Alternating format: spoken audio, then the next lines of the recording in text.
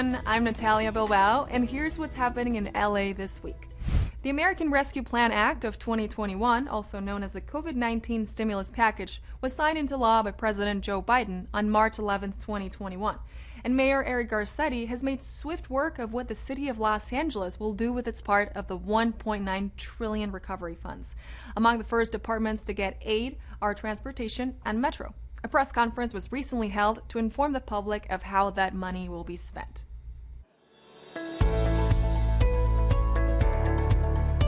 We're here collectively to celebrate that hope on the horizon, but we can see it these days because of the passage of the American Rescue Plan.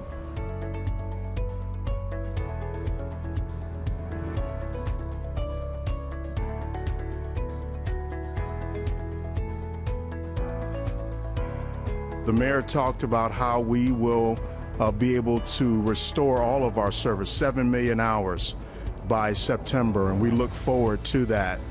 The opportunity to continue purchasing electric buses. We are so deeply grateful for the recognition of the role that mobility plays, the role that transportation plays, and the ways that it showed up in the crisis response has tested us and taught us lessons that we stand ready to apply. To build back better, to build back faster, because we know that transportation infrastructure, pound for pound, delivers more jobs than almost any other kind of investment you could make in the city of Los Angeles. In this bill as well is what we advocated for to continue our capital projects. And so there's $277 million that will be coming to us through this bill for those capital projects. It's hard to overstate what this money means for Los Angeles. It means more buses on the streets. It means more trains on the tracks. It means more frequent and reliable service for our customers, and more Angelenos getting to where they need to go, to work, to an appointment, maybe even to get their vaccine. The road to a just and equitable recovery runs through public transportation across this country and here in Los Angeles.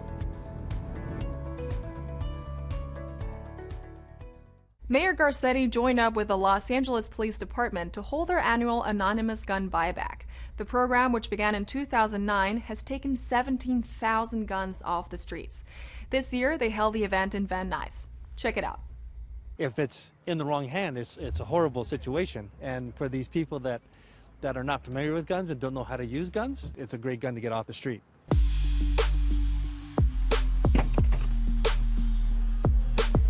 What we're seeing in gun violence in Los Angeles is there's too many guns on the street, there's too many guns in the wrong people's hands, and it's costing us lives. These gun buybacks are important for us as an awareness campaign as much as it is for taking every gun off the street. There's no questions asked. It's totally anonymous, so we can then compensate them with gift cards. $200 for an assault weapon and then $100 for all the rest. Since we started these gun buybacks, we've taken about 17,000 guns off the streets. That's 17,000 tragedies averted, maybe even more. These guns are often more likely to be used in a household against a household member, a suicide, and it just makes people feel safer. Even as overall crime and violent crime has gone down during the pandemic, we've seen people arm themselves, more guns be bought, more ammunition be bought. So it's pretty unsafe out there for a lot of folks, and we don't want to see any more lives lost. Este es anónimo. This program is anonymous, and a lot of people always ask why. We want to get as many guns here, full stop. There's a lot of people who wouldn't come if they think this is something about tracing and tracking who they are. We want these arms off the street and out of home. Councilmember John Lee joined local leaders in the Asian American Pacific Islander community to address the recent increase of hate crimes. The Los Angeles Police Department also came out to show support and encourage victims to report incidents. We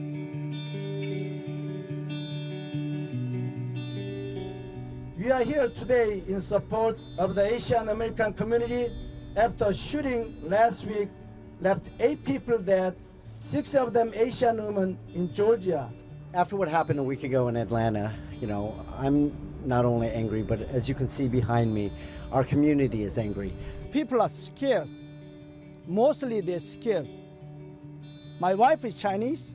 She's really scared. She told me this morning, I'm not gonna walk on the street in Koreatown anymore. speaking for myself, I think we've all sometime in our part of our life has been a victim of hate crime. You know, people making fun of my last name, people making the slanted eyes at me in elementary school. You know, these are all things that I remember till today, even as an adult. Thank you for letting me share that with you. If there's a symbol of hate towards any ethnicity, we need the community's help. Though you're our eyes and ears, and we want them to report those immediately. If you see something, say something. Call 1-877-ASK-LAPD because we will send an officer out there to do an investigation. Marquen 911 que vaya para que podamos venir nosotros reportar.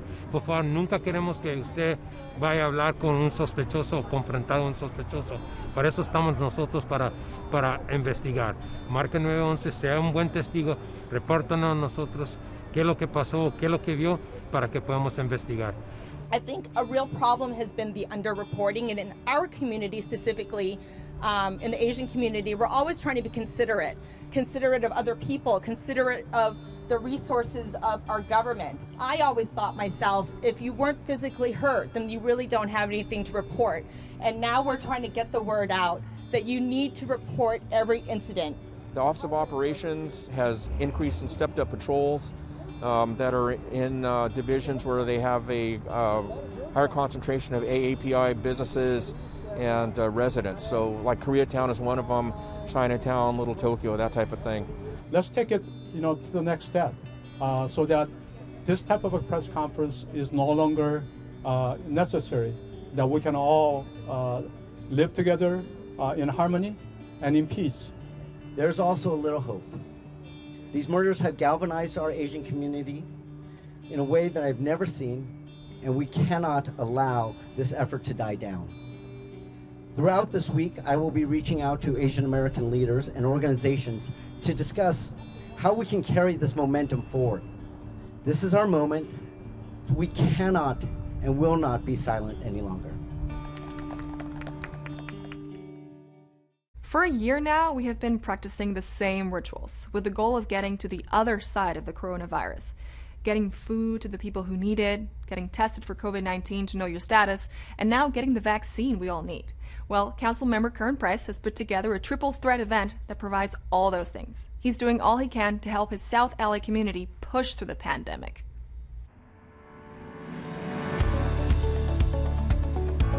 Well, we're here with Federation of Labor, St. John, and all of our community partners, providing food, providing vaccines, providing testing, and it's just an important way for us to give back to our community.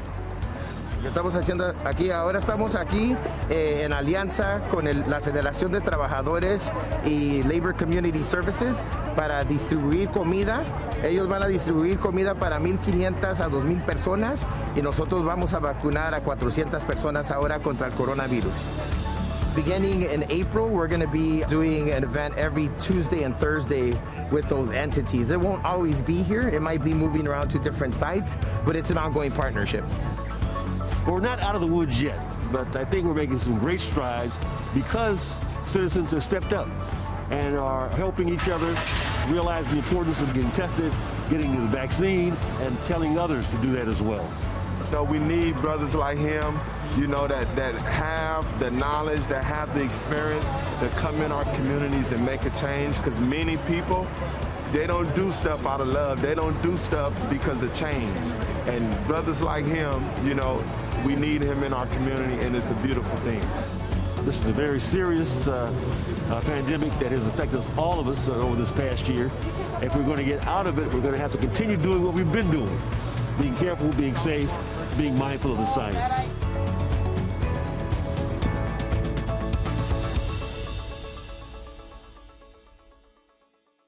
We go from the new 9th to a mobile vaccination event with Councilmember Gil Cedillo and his team in District 1. People are gradually learning that getting the COVID-19 vaccine really wasn't as bad as they expected it to be. Just watch this.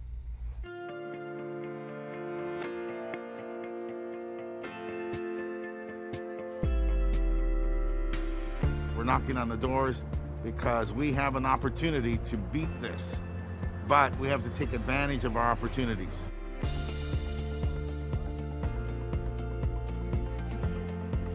It's not going to hurt you. It's science, and this is an effort to utilize science to save lives. Let's do this now so that we can put this pandemic behind us and build back our city.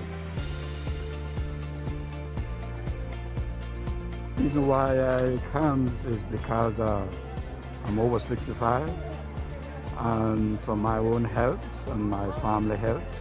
Al principio sí tenía miedo porque pues tanta cosa que oye uno, pero mi experiencia ha sido muy buena, muy buena. No tengan miedo, vengan a tomarse su vacuna, es muy importante para la protección de todos, de la familia y de uno mismo también, pues, para que estar protegidos.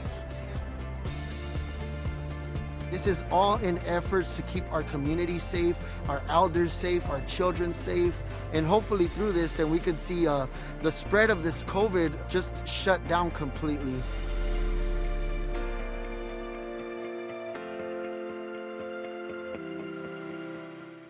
Things don't look so grim anymore, right? After a year of the pandemic, we can almost see the light at the end of the tunnel. That's right, it's been 1 year. And Maria Hall-Brown sat down with our go-to medical advisor, Joanne OBrien, to see if our response to COVID-19 is paying off.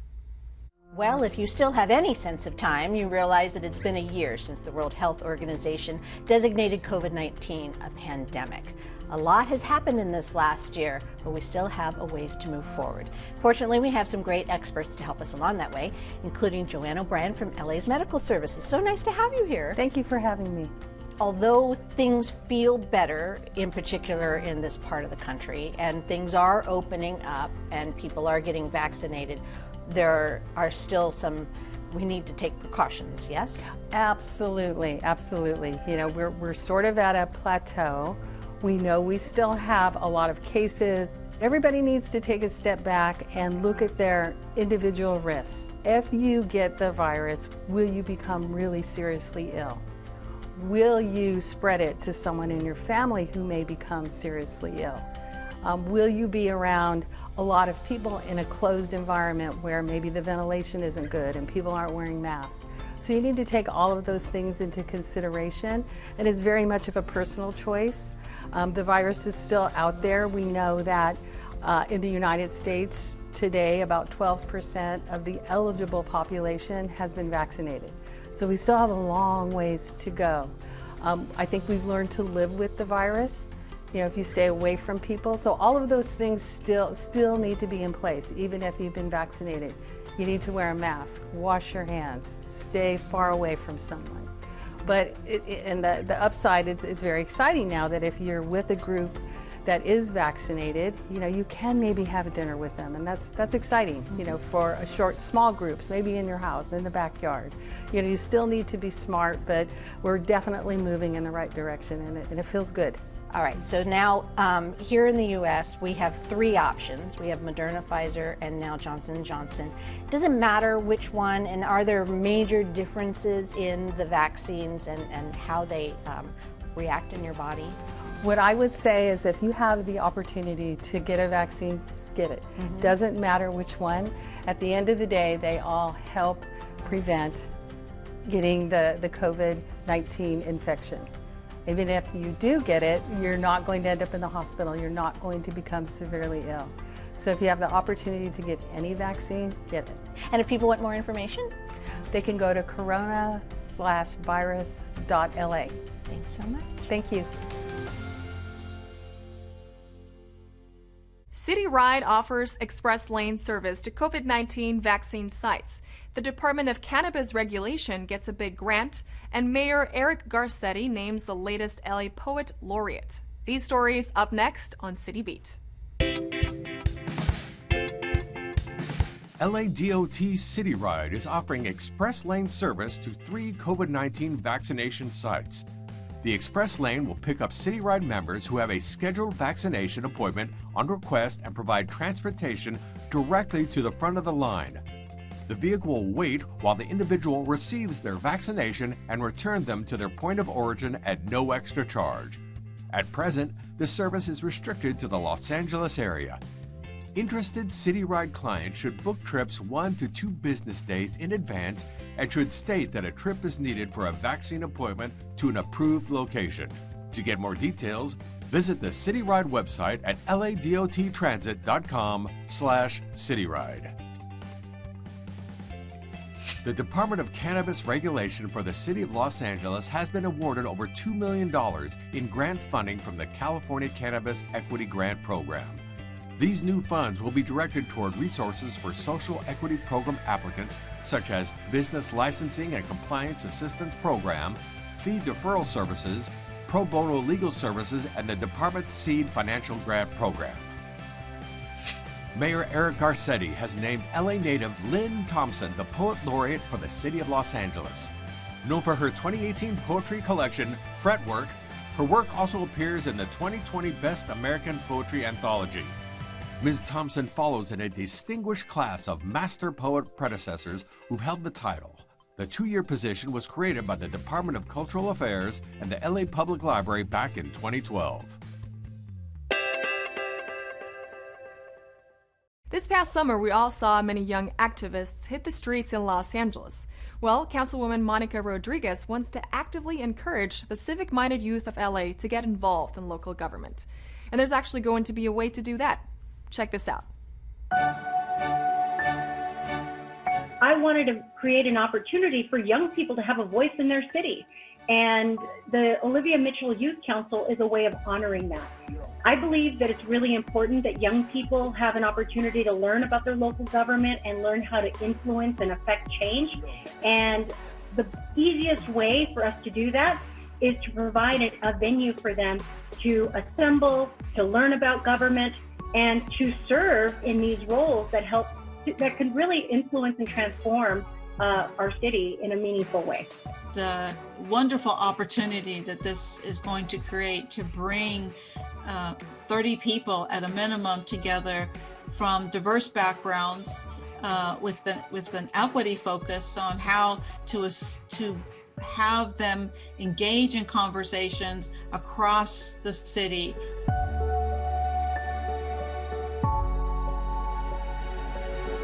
I think we need more young people to find that opportunity to serve and to serve in their neighborhoods and their community at any level. And I think this is a really easy way to open that door. But it begins with getting involved. It begins with learning about what roles and responsibilities that the city has or doesn't have, and how you can be a part of advocating and advocating for change in your neighborhood. We all want to improve the quality of life, and I think everyone's voice should be at the table. March is National Social Work Month, and while most of us think we know what a social worker does, as you'll see in this next story, there's way more to it than you'd think. I always thought of a social worker as someone who came out to the home to help someone. My limited knowledge about social work was that we would go into the homes and take people's children. I didn't know about the wide range and the scope of social work, and so it's really important that we make efforts to remove that stigma. What we do is that we broker in hope. You know, we roll up our sleeves, and I live with my sleeves rolled up, and I get in there and do stuff. There are social workers in corporate America. There are social workers in medical settings, in industry, in policy, in legislation. There are social workers who run for office. We are advocates. We are therapists. We are medical experts. Franklin Delano Roosevelt hired social workers in order to bring the country out of the Depression. Our current president, Biden, has hired social workers as well. I think the biggest misconception or the stigma that we carry is that we come to hurt, we come to control, we come to take away. We're there to help them and empower them. It's a fulfillment for us. We as social workers often give of ourselves in exchange for the well-being of the clients that we serve. There's no amount of money that can pay for the pleasure that we get out of helping somebody and see them succeed. I think it's very imperative to thank social workers for the work that we do. I'd love the bumper sticker. If you can read this, thank a teacher. And I would love to come up with a social worker that was similar to that if you feel hope and you saw a social worker, thank a social worker. Vision to Learn is a nonprofit organization founded in 2012 that has helped as many as 1.5 million children nationwide obtain the glasses they need. In this time of COVID-19, the organization's Wilshire Bundy office is taking the act on the road with a little help from their neighborhood partner, the YMCA. Check this out. We are here today to provide vision screenings, eye exams, and the kids will be able to pick out their frames for their glasses, which will be mailed to their home in about 2 weeks. We basically bridge the gap between kids in low-income communities and vision care through the use of our mobile vision clinics, which is basically an optical office on wheels. So we pay for our doctor and we pay for an optician to come out and provide the services for free. What we use is called a spot check. So basically the reason why we're in a dark room is because we need their eyes to be dilated a bit so that the machine can get a reading of their prescription. What it will do, it's gonna scan the back of their eye, give us an estimate of what the prescription can be. It'll also tell me if they have astigmatism, if they're farsighted, nearsighted. It basically speeds up the process and it'll let us know who really needs the eye exam and who doesn't. Ella dice que no mira bien en la computadora, como ya son clases en la casa, dice que no mira bien las letras y le duelen mucho los ojos, por eso es que ahorita aproveché para traerla para acá. O sea, mire, ahorita como ya ve cómo está todo con el coronavirus, cuesta un poquito que haga más la cita en las clínicas y tarda más tardado. Y aquí pues dicen que es más rápido, te chequean tus ojos y te dan tus lentes al instante. Pues es un poco más cómodo y mejor para los niños.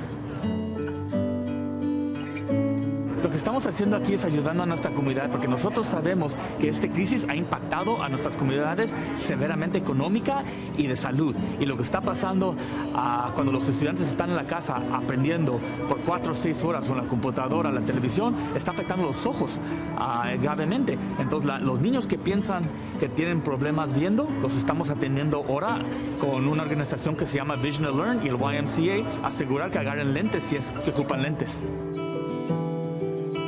It's the best feeling ever. This child is seeing the world in a whole new light.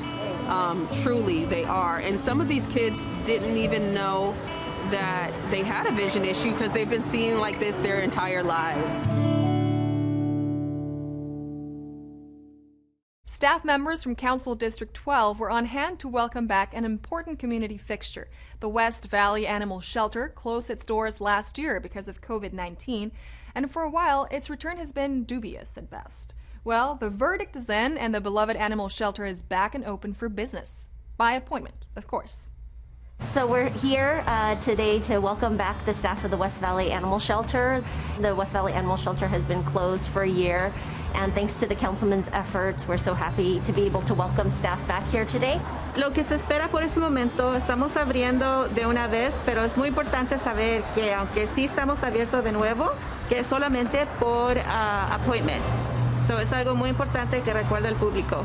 Without this facility, there would be only one shelter for the entire San Fernando Valley. Para más información, donde pueden encontrar toda la información es en la página del Departamento de Animales de Los Ángeles. Ahí puede ver toda la información que necesite sobre precios, sobre animales disponibles y mucha más información. We look forward to many more months and years. Y es muy importante que este lugar se mantenga abierto. En este día el concejal John Lee está tan agradecido y feliz que pudimos juntos lograr esto. For our feature story this week, Maria Hall-Brown sits down with Erica Arias. As the new executive director of the LAPD Museum, she's on a mission to illuminate the rich, preserved history of law enforcement in Los Angeles to the Angelenos it serves.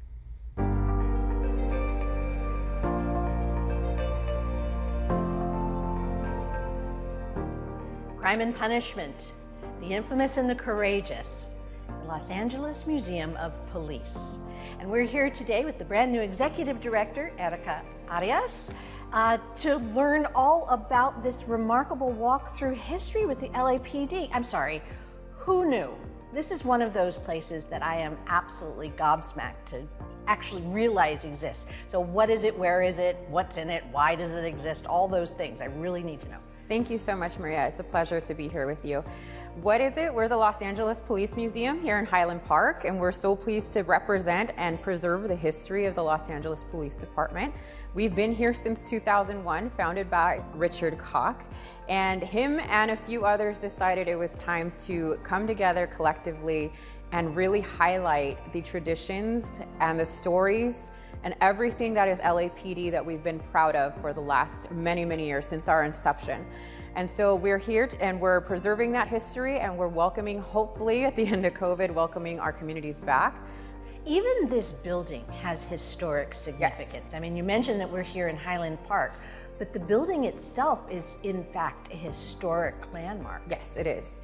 We actually leased this building from the city, and this was the old police station out of Highland Park. It was the Highland Park Police Station, and before they had actually transitioned over into the Northeast Division, this was the rough and tough Highland Park Police Station.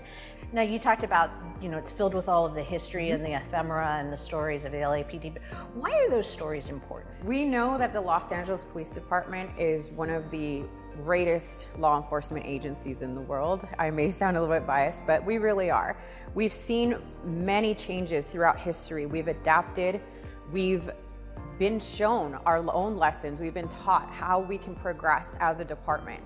Telling these stories and being sure to recreate through the histories and the stories in the museum is really important. And if somebody wants to find about hours and how to donate and how to help and what's going on and how to contact you and all that kind of thing, what's the easiest way for people to find out? Easiest way is to go to our website. It's laphs.org. Thank you so much, Maria. It was such a pleasure to speak with you today. Thanks. Take a docent-led virtual tour of Central Library. Enjoy a digital festival that celebrates music and community.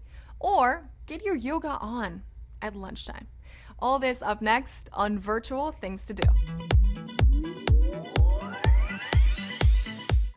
Now's your chance to have LA's historic Central Library all to yourself, virtually. That's right, Los Angeles Public Library will offer a free docent-led Zoom hour sharing all things downtown Central Library. So if you think the Central Library is just a place where history books are housed, think again.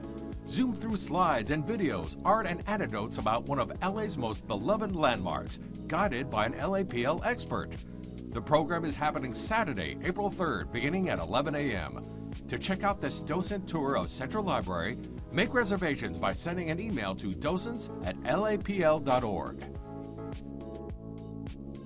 Gustavo Dudamel, musical and artistic director of the LA Phil, wants you to check out 4 digital festivals, Solidarity for Sanctuary.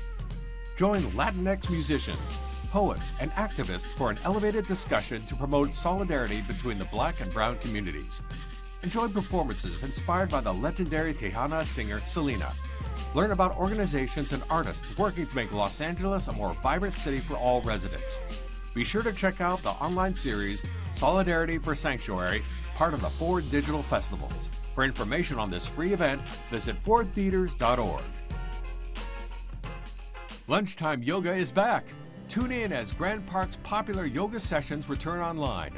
Grand Park Lunch a la Park Yoga Retreat is a chance for our participants to relax, rejuvenate, and re-energize. Give into the moment on Grand Park's Facebook or Instagram Live Wednesdays and Fridays beginning at 12:15 p.m. For more information about free Grand Park programming, visit grandparkla.org. And that's a look at some virtual things to do.